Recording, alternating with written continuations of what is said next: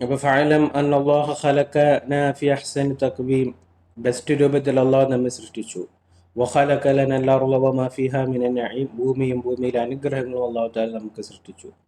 വസഖറ ലന ശംസ വൽ ഖമറ വൻ നുജൂമ, ശംസിനെയും ഖമറിനെയും നുജൂമിനെയും അള്ളാഹു തആല നമുക്ക് കീഴ്പ്പെടുത്തി തന്നു.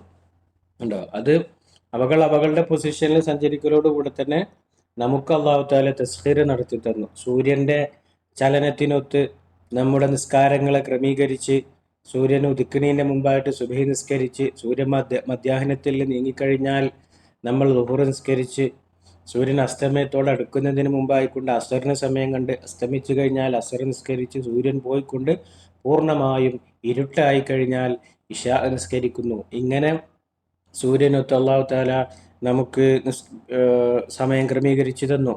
മാത്രമല്ല, സൂര്യനെ കീഴ്പ്പെടുത്തി എന്ന് പറഞ്ഞു കഴിഞ്ഞാൽ ഇപ്പോൾ അള്ളാഹു താല വെച്ചിട്ടുള്ള സൂര്യൻ്റെയും ഭൂമിയുടെയും അകലത്തിൽ നിന്ന് ഒരു ചാൺ വ്യത്യാസപ്പെട്ട് കഴിഞ്ഞാൽ നമുക്ക് ഭൂമിയിൽ ജീവിതം അസാധ്യമായി തീരും. ഇപ്പോൾ സൂര്യൻ ഒന്ന് പുറകോട്ട് വലിഞ്ഞാൽ തണുപ്പ് കാരണമായിട്ട് ഭൂമിയിലുള്ള ജലാശയങ്ങളെല്ലാം ഐസായി ഘനീഭവിച്ചു പോയി തീരും. ഇതെല്ലാം കോൺസെൻട്രേറ്റ് ആയി തീരും.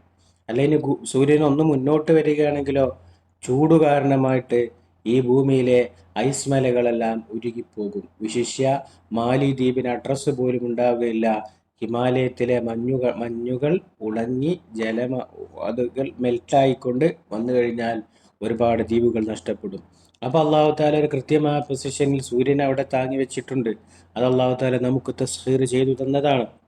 വൽക്കമറ, ചന്ദ്രനെ, ഭൂമിയുടെ ഉപഗ്രഹമായി വർക്ക് ചെയ്യുന്നതാണ് ചന്ദ്രൻ. നമ്മുടെ ഭൂമിയിലുള്ള കുളങ്ങളിലെയും കിണറുകൾ, മറ്റു ജലാശയങ്ങളിലെല്ലാം വെള്ളം ഭൂമിൻ്റെ ഉള്ളിലേക്ക് പോകാതെ, നടുവിലേക്ക് പോകാതെ അതിനൊരു കാന്തിക വലയം തീർത്തു നിർത്തുന്ന ഒരു ദൗത്യമാണ് ചന്ദ്രൻ നിർവഹിക്കുന്നത്. താരങ്ങൾ നമുക്ക് വഴികാട്ടികളായിട്ടാണ് താരങ്ങളുള്ളത്. ഇന്ന് നമുക്ക് താരങ്ങൾ അത്ര വഴികാട്ടിയാവുന്ന ഒരു കാലം അല്ല. കാരണം നമുക്ക് സംവിധാനങ്ങളും കോമ്പസുകളും ഫോണുകളും ഒക്കെ ഉള്ളത് കൊണ്ട്, ലൊക്കേഷനൊക്കെ കാണാൻ പറ്റുന്നതുകൊണ്ട് ഇതൊരു പക്ഷേ ഇല്ലാതെയാവാം. ഒരു കൊല്ലത്തിനടുക്ക് ഇതൊക്കെ ഇല്ലാതെയാവാം. ഒരു മാസത്തിനടുക്ക് ഇവിടുത്തെ GPS സംവിധാനങ്ങളുടെ നിലക്കാം. അതിന് വെച്ചിരിക്കുന്ന സംവിധാനങ്ങളെ വൈഫൈ സിഗ്നലുകളൊക്കെ ഇല്ലാതെയായി.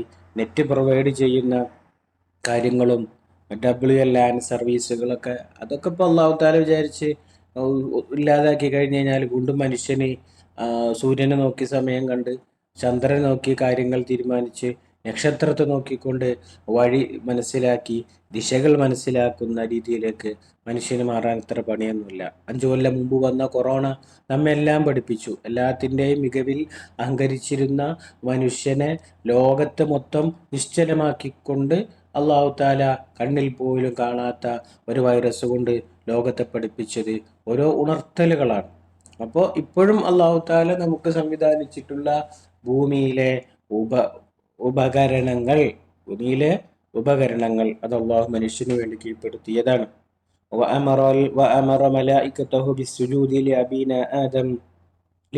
നമ്മുടെ ഉപ്പയ്ക്ക് സുജൂദ് ചെയ്യാൻ വേണ്ടി അള്ളാഹു താല മലക്കുകളോട് കൽപ്പിച്ചു.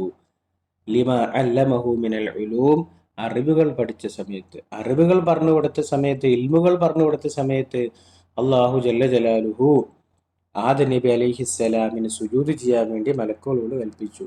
ആദം നബിക്ക് പറഞ്ഞു കൊടുത്ത അറിവുകൾ എന്തായിരുന്നു എന്നുള്ള എല്ലാവർക്കും അറിയാലോ അല്ലേ? അപ്പൊ ഇസ്മുകൾ എന്ന് പറഞ്ഞാല് പേരുകളാണ്.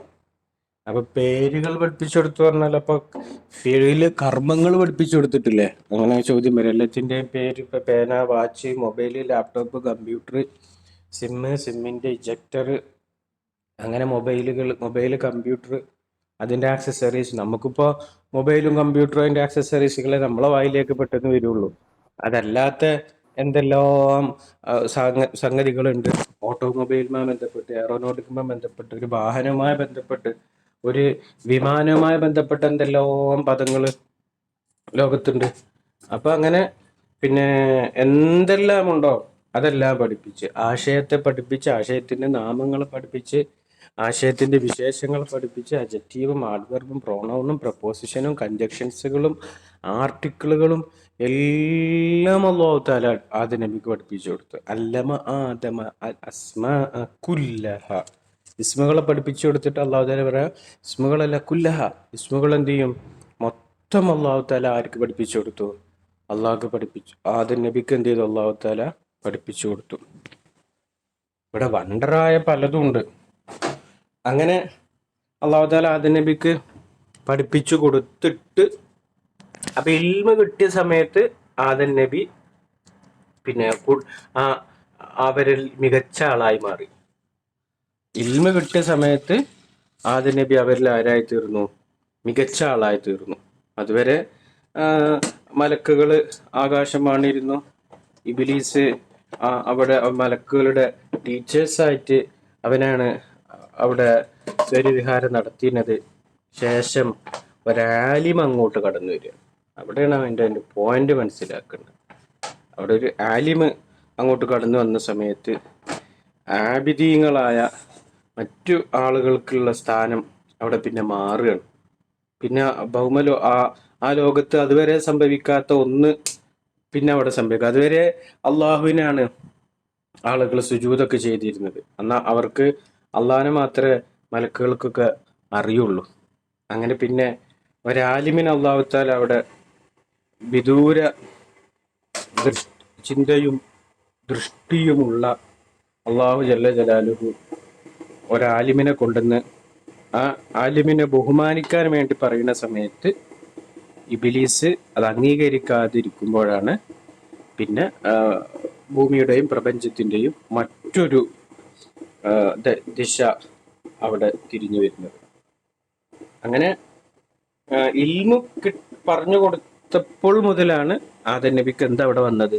മഹത്വം അവിടെ വന്നത്. ഇബിലീസിനും മഹത്വം ഉണ്ടായിരുന്നു. ബിലീസിനും മലക്കുകളുടെ ഗുരുനാഥനൊക്കെ ആയിരുന്നു. പക്ഷെ ഇത്ര സാധനം ബിലീസിന് എന്ത് ചെയ്തിട്ടില്ല? കിട്ടിയിട്ടില്ല. അപ്പൊ അത് അള്ളാഹു ആലിമിന് തീരുമാനിച്ച ഒരു സ്ഥാനവും മഹത്വമൊക്കെ ആയിരുന്നു. അത് കിട്ടി. ഇബിലീസിനോട് പിന്നെ ആദം നബിനെ ബഹുമാനിക്കാൻ വേണ്ടി പറഞ്ഞു. ബഹുമാനിക്കാൻ വേണ്ടി പറഞ്ഞ സമയത്ത് എന്ത് ചെയ്തിട്ടില്ല? പിന്നെ സാധിച്ചില്ല. ഇബിലീസിനും അറിയില്ല, ഇൽമുകളില്ല. ഇബിലീസ് ആബിദായിരുന്നു, മലക്കൾക്ക് ക്ലാസ് ഒക്കെ എടുത്തിരുന്നു എന്നാണല്ലോ പറഞ്ഞത്. പക്ഷെ എന്ത് ചെയ്തിട്ടില്ല? കുറെ വസ്തുക്കളുടെ പേരറിയില്ല. അതെന്താ? അള്ളാഹു താല അവിടെ വ്യക്തമായി കാണിച്ചു തന്നു. പരിശുദ്ധ ഖുർആനിൽ പറയുന്നുണ്ട്, അള്ളാഹു താല ഇതൊക്കെ പിന്നെ വസ്തുക്കളൊക്കെ എടുത്തിട്ട് എന്ത് ചെയ്തു?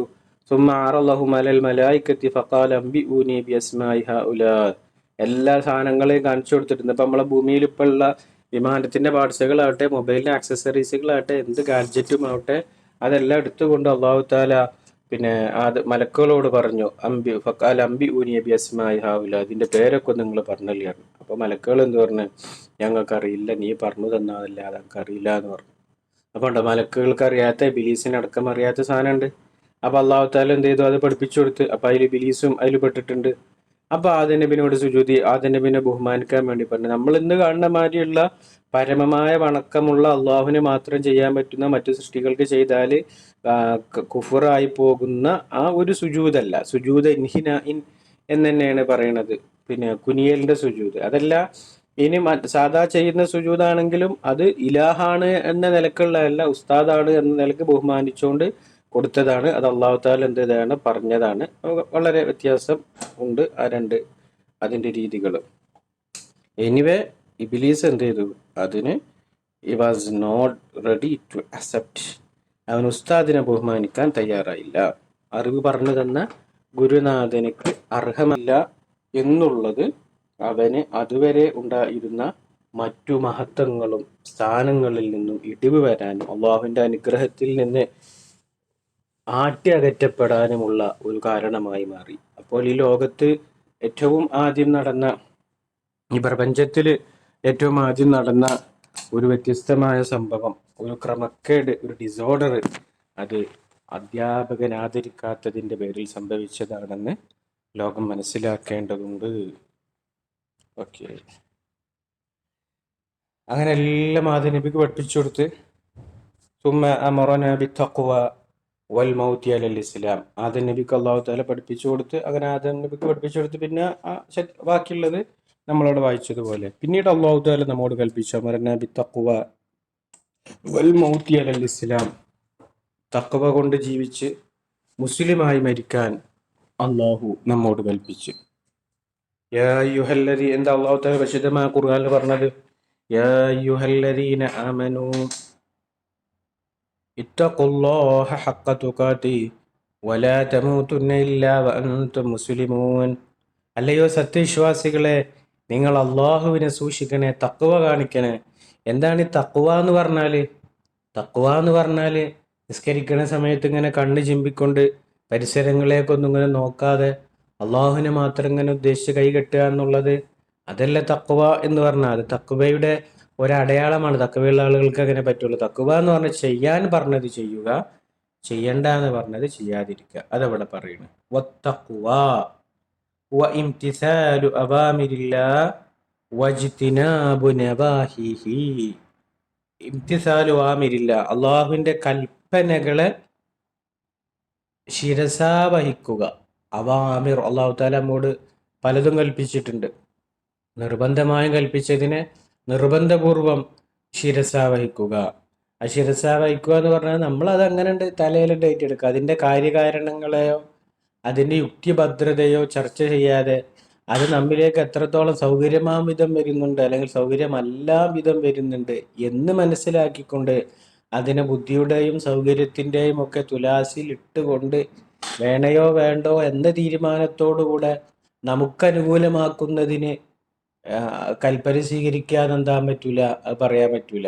നമ്മുടെ മനുഷ്യ ജീവിതത്തിന്റെ, നമ്മുടെ താല്പര്യത്തിന്റെ, നമ്മുടെ ഇംഗിതത്തിന്റെ തോതനുസരിച്ചുകൊണ്ട് അള്ളാഹുവിനെ അനുസരിക്കുക എന്നുള്ളത്, അത് അങ്ങനെ അനുസരണ എന്നുള്ളത് പറയില്ല.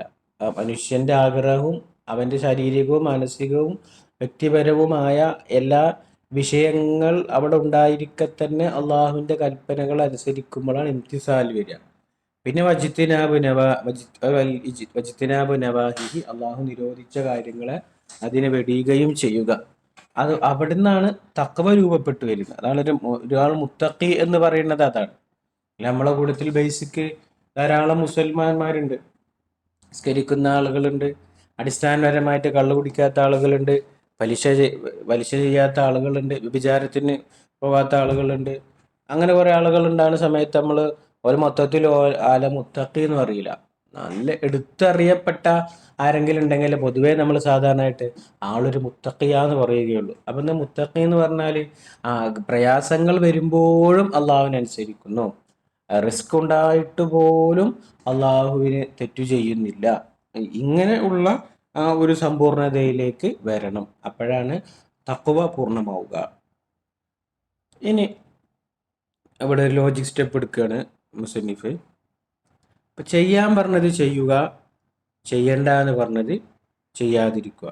അതാണല്ലോ തഖ്വ എന്ന് പറഞ്ഞാൽ. അഗെയിൻ, ചെയ്യുക എന്ന് പറഞ്ഞതിനെ ചെയ്യുകയും ചെയ്യരുത് എന്ന് പറഞ്ഞതിനെ ചെയ്യാതിരിക്കുകയും വേണം. അതാണ് പറഞ്ഞത്. വൽ ഇംതിസാലു വൽ ഇജ്തിനാബു ലാ യസ്തതിബാനി ഇല്ലാ ബിമഅരിഫത്തിൽ അഹ്കാം അശ്ശറഇയ്യ. ശർഈയായ ഹുക്കുമുകൾ അറിയൽ കൊണ്ടല്ലാതെ ഇജ്തിനാബും ഇംതിസാലും അവിടെ രൂപപ്പെട്ടു വരില്ല. അപ്പൊ അള്ളാഹു ചെയ്യാൻ പറഞ്ഞതിനെ ചെയ്യണം എന്നുണ്ടെങ്കിൽ ചെയ്യാൻ പറഞ്ഞതിനെ അറിയണ്ടേ? ചെയ്യണ്ട എന്ന് പറഞ്ഞതിനെ ചെയ്യാതിരിക്കണമെങ്കിൽ എന്താണ് ചെയ്യണ്ട എന്ന് അല്ലാഹു തആല പറഞ്ഞത് എന്ന് നമ്മൾ അറിഞ്ഞിരിക്കണം. മനുഷ്യന്റെ പ്രകൃതത്തിനൊത്തുകൊണ്ട് നന്മകളും തിന്മകളും തിരിച്ചറിയാൻ മനുഷ്യന് കഴിയോ? ഇല്ല. പിന്നെ ഇപ്പൊ നമ്മളെല്ലാവരും സുബഹി നിസ്കരിക്കാൻ വേണ്ടി അലാറം വെച്ച് ഉണർന്ന് റബ്ബേ ഖളാ ആകല്ലേ, അതാ ആയില്ലേ എന്ന് മനസ്സിലാക്കിക്കൊണ്ട് കിബിലക്ക് തിരിഞ്ഞിരുന്ന് വുളൂ എടുത്തുകൊണ്ട് നമ്മൾ നിസ്കരിച്ചു. അല്ലാഹു തആല നമ്മുടെ നിസ്കാരങ്ങളൊക്കെ സ്വീകരിക്കട്ടെ. ഇത് നമ്മുടെ മനുഷ്യന്റെ പ്രകൃത. രാവിലെ എണിച്ച ഉടനെ സ്വാഭാവികമായിട്ടും കിബിലക്ക് തിരിഞ്ഞ് 2 റക്അത്ത് നിസ്കരിക്കുക എന്നുള്ളത് മനുഷ്യന്റെ പ്രകൃതല്ല. അതങ്ങനെ നമുക്ക് പ്രവാചകന്മാർ മുഖേന നമുക്ക് പഠിപ്പിച്ചു തന്നു. അപ്പൊ ചെയ്യേണ്ടത് എന്താന്നുള്ളത് അവിടെ പറഞ്ഞു തന്നു. ഇനി ചെയ്യരുത് എന്ന് പറയുന്ന കുറെ സംഗതി. നിസ്കാരത്തിൽ നമ്മൾ സംസാരിച്ചിട്ടില്ല, നിസ്കാരത്തിൽ നമ്മൾ 3 വട്ടം അനങ്ങിയിട്ടില്ല, ഖിബിലയെ തൊട്ട് നമ്മൾ നെഞ്ഞു തിരിഞ്ഞു പോയിട്ടില്ല, നമ്മൾ ആരോട് വർത്തമാനം പറഞ്ഞിട്ടില്ല. അത് നമ്മുടെ പ്രകൃതമായിരുന്നോ? അല്ല. അത് നിസ്കാരത്തിൽ സംസാരിച്ചാൽ നിസ്കാരം ബാത്തിലാകുമെന്നുള്ള നമ്മുടെ അറിവാണ്. ഖിബിലയെ തൊട്ട് തിരിഞ്ഞു കഴിഞ്ഞാൽ നിസ്കാരം ബാത്തിലാകും, അത് ചെയ്യരുത് എന്നുള്ള നമ്മുടെ അറിവാണ്.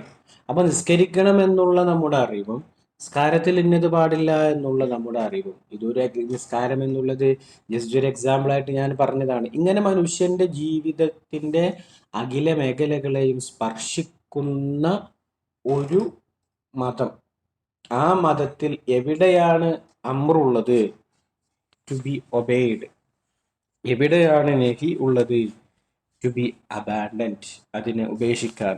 ഈ രണ്ടു കാര്യങ്ങളും ഒരു മനുഷ്യനിലേക്ക് കടന്നു വന്ന് അത് അവന്റെ ജീവിതത്തിന്റെ ഭാഗമാകണമെങ്കിൽ അവന് അറിവുണ്ടായിരിക്കണം. അതാണ് നമ്മുടെ വിഷയം.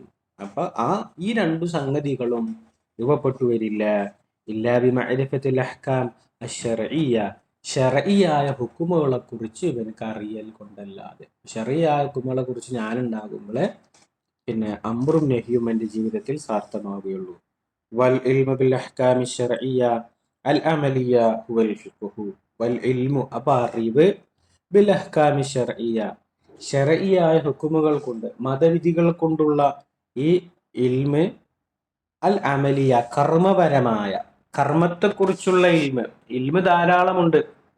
വിശ്വാസത്തെ സംബന്ധിച്ച്, അള്ളാഹുവിനെ സംബന്ധിച്ച്, പ്രവാചകന്മാരെ സംബന്ധിച്ച്, ചരിത്രത്തെ സംബന്ധിച്ച്, ബദറിനെ സംബന്ധിച്ച്, ഉഹുദിനെ സംബന്ധിച്ച്, ഇങ്ങനെ അറിവുകൾ പലതരത്തിലുണ്ട്. ആ എല്ലാ പലതരത്തിലുള്ള അറിവുകളും അത് ഫിഖ്ഹ് എന്ന് പറയില്ല. ഫിഖ്ഹ് എന്ന് പറഞ്ഞാൽ എന്താണ്? അത് അമലി, ഷർഇന്റെ അമലുകളുടെ ഹുക്കുമുകളെ കൊണ്ടുള്ള ഇൽമിനാണ് ഫിഖ്ഹ് എന്ന് പറയുക. അപ്പൊ ഒരു സാധനം നിർബന്ധമാണ്, അല്ലെങ്കിൽ നിർബന്ധമില്ല, അല്ലെങ്കിൽ അത് ഹറാമാണ്, അല്ലെങ്കിൽ അത് ഹറാമല്ല കറാത്തേ ഉള്ളൂ, അത് അനുവദനീയമാണ്, വേണമെങ്കിൽ ചെയ്യാം വേണമെങ്കിൽ ചെയ്യാതിരിക്കാം എന്ന് പറയുന്ന ഈ ഒരു സാധനം ഉണ്ടല്ലോ, ഈ ഒരു സാധനത്തിനാണ് എന്തെന്ന് പറയുക? വൽ ഫിഖ്ഹു, ഫിഖ്ഹ് എന്ന് പറയുക.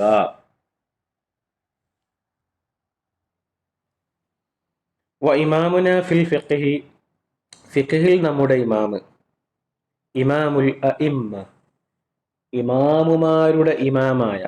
ഇമ്മത്ത് എന്ന് പറഞ്ഞാൽ സാധാരണ നമ്മൾ സ്ഥാപന പ്രഭാഷണങ്ങളൊക്കെ കേൾക്കുമ്പോൾ ഇമ്മത്തുകൾ, അത് ഇമാം എന്ന സിംഗുലറിന്റെ പ്ലൂറലായ വാക്കാണ് ഇമ്മത്ത്, മീൻസ് ഇമാമുകൾ. അപ്പൊ ഇമാമുൽ അഇമ്മ, ഇമാമുമാരുടെ ഇമാമായ മുഹമ്മദ് ബിൻ ഇദ്രീസ് അശ്ശാഫിഈ, ഷാഫിഈയായ ഇദ്രീസിന്റെ മകനായ മുഹമ്മദ് എന്ന് പേരിൽപ്പെട്ട ബഹുമാനപ്പെട്ട ഇമാമുന ഷാഫിഈ റളിയല്ലാഹു അൻഹു ആണ്.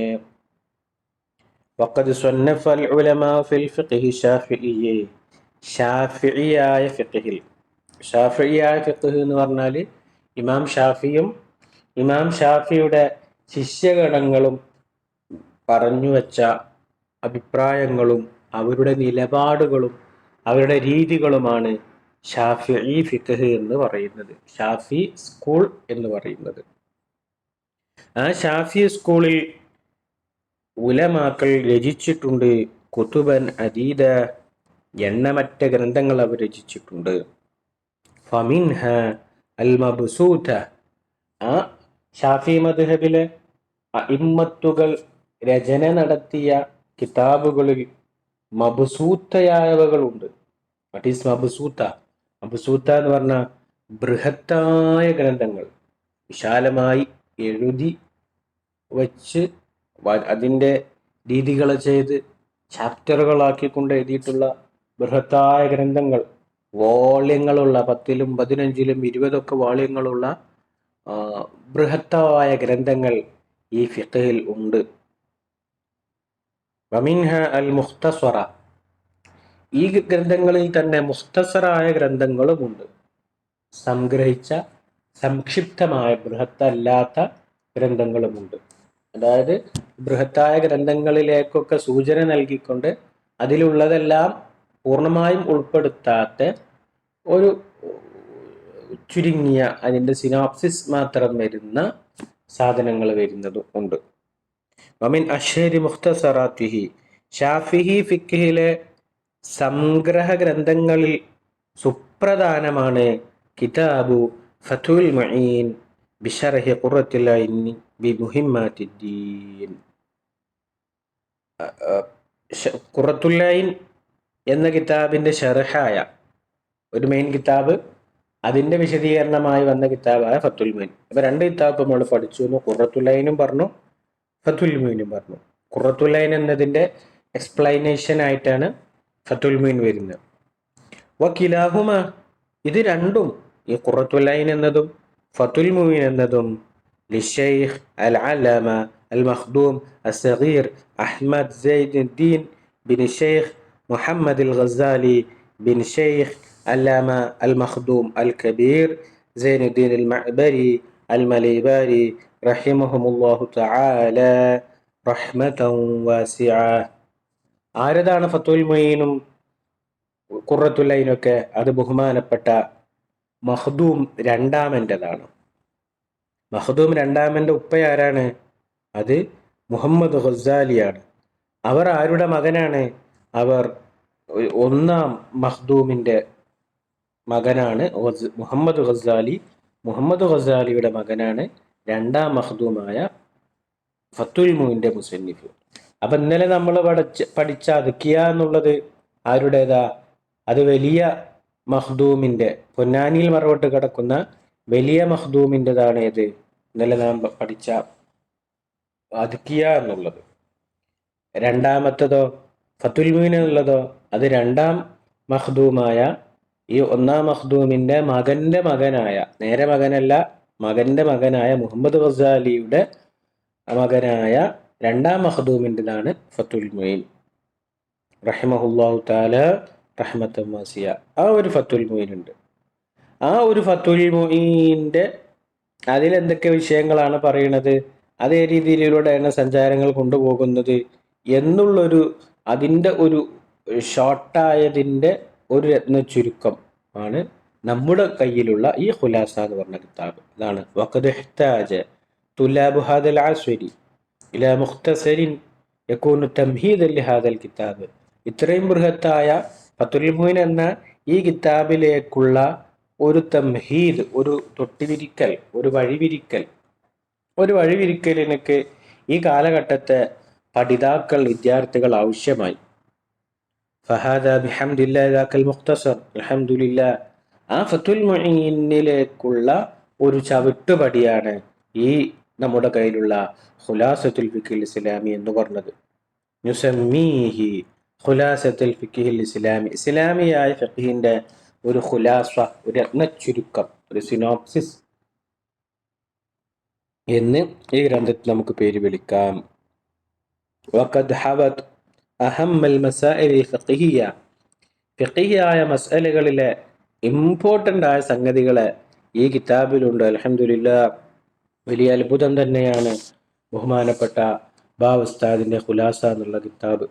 ധാരാളം കിതാബുകളിൽ പരാമർശിച്ച സംഗതികളൊക്കെ ഉസ്താദ് കടഞ്ഞെടുത്ത് ചുരുക്കി നമുക്ക് അതിലെ നെല്ലും പതിരും കളയും എല്ലാം വേർതിരിച്ചുകൊണ്ട് നമുക്ക് വിഴുങ്ങാൻ പാകത്തിൽ, ദഹിക്കാൻ പാകത്തിൽ മണ്ണും വളവും എല്ലാം ചേർത്ത് വളർത്തിയെടുത്തുകൊണ്ട് ഉസ്താദ് നമുക്കത് നൽകി. ബഹുമാനപ്പെട്ട ഉസ്താദ് അല്ലാഹു തആല ആബിദുക്ക് ആഫിയത്തുള്ള ദീർഘായുസ് നൽകി അനുഗ്രഹിക്കുമാറാകട്ടെ. അവിടുത്തെ തൂലികകളിൽ നിന്ന് ഇനിയും ധാരാളം മുസ്ലിം ഉമ്മത്തിനുള്ള രചനകൾ പിറവിയെടുക്കാൻ അള്ളാഹു മഹാനവർക്ക് തൗഫീഖ് നൽകുമാറാകട്ടെ.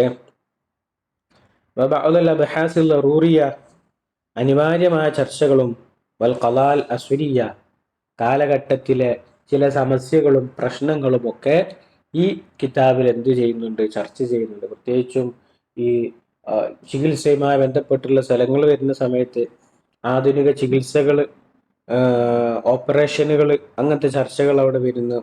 തയമ്മും സാധ്യമാവുന്ന ഇടങ്ങളിലെ ആധുനിക മസലകൾ ഇതിൽ കടന്നു വരുന്നുണ്ട്. കച്ചവടം സംബന്ധിച്ച് ഇന്ന് ട്രേഡിങ്ങും തുടങ്ങിയ സംഗതികളൊക്കെ കയറി വരുന്ന സമയത്ത് ഈ ഒരു ഫത്തുൽ മൊയ്ന്റെ രചനക്കുണ്ടായിരുന്ന കാലഘട്ടത്തിലുള്ള ഏകദേശം കച്ചവടങ്ങളെ അതിനെ പരിചയപ്പെടുത്തിക്കൊണ്ട് ഇങ്ങനെ ഒരു മനുഷ്യൻ ജീവിതത്തിൽ അവന് ആവശ്യമാകുന്ന എല്ലാ തലങ്ങളെയും സ്പർശിച്ചുകൊണ്ടുള്ള, അതിലേക്കൊക്കെ സൂചന നൽകിക്കൊണ്ട് മറ്റു കിതാബുകളിലേക്കൊക്കെ പറഞ്ഞതിലേക്കുള്ള ഒരു വഴി വെളിച്ചമായിക്കൊണ്ട് ഈ കിതാബ് നമുക്ക് പറഞ്ഞു തരുന്നു. വനർജു മിനല്ലാഹി നഫ്അ ബിഹി ഫി ദാറൈൻ ഇരുഭവനങ്ങളിലും ഇതിൻ്റെ ഉപകാരത്തെയാണ് നമ്മൾ ആഗ്രഹിക്കുന്നത് എന്ന് ഉസ്താദ് പറയുന്നു. അള്ളാഹു തആല ആഖിറത്തിലേക്കുള്ള ഒരു വലിയൊരു മുതൽക്കൂട്ടായി ഈ കിതാബിനെ അള്ളാഹു തആല ഉസ്താദിന് നൽകുമാറാകട്ടെ. ആ ഒരു ഖബൂലിയത്ത് ഇതിനെ പഠിപ്പിക്കുന്ന നമുക്കും അള്ളാഹു നൽകുമാറാകട്ടെ.